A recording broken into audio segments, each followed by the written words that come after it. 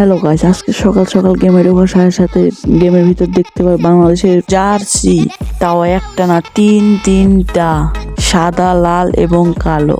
আর এই জার্সিটা নিতে হলে আমাদের কিন্তু 6টা বইয়া করতে হবে বিয়ার বা সিএসএ। তো চলো শুরু করি।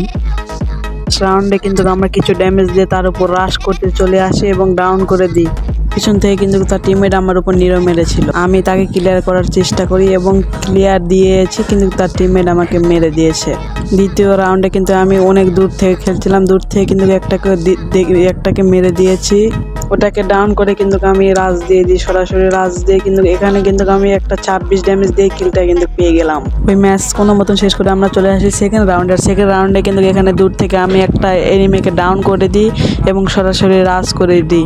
রাজ করে দেওয়ার পর তার টিমের উপর একটা নিরো মেরে দিয়েছি, কিন্তু আমি টিমমেট তাকে মেরে দিয়েছে। এবার আমার ক্লোজ রেঞ্জে একটা এনিমি, তাকে আমি মেরে দিয়েছি অনলি হেড দিয়ে। এই এনিমিটাকে মারার সামনেই ছিল ওর টিমমেটকে আমি মেরতে যেতেই আমার টিমমেট তাকে মেরে দিল। এরকম করে টানা 6টা ম্যাচ খেলে আমরা 6টা ম্যাচ বইয়ে আনতে পারি।